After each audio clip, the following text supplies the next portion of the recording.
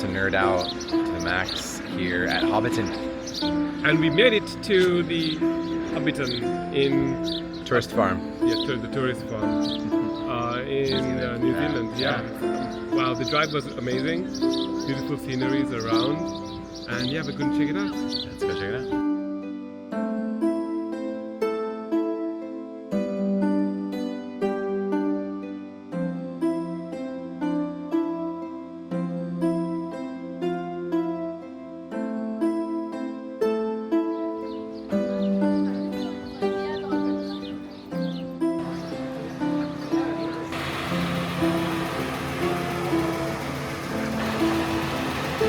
How do you feel?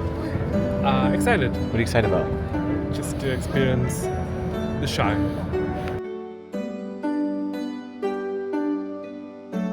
Very pleased that you're able to take the time to go visit our set. It's great when you're making a movie, everything's so temporary. The film survives, but the sets and the costumes and the props that you make, that they all just get thrown away. And so I'm delighted that Hobbiton has managed to survive, and I'm really pleased that you're taking the time to visit it, and I hope that you enjoy yourself.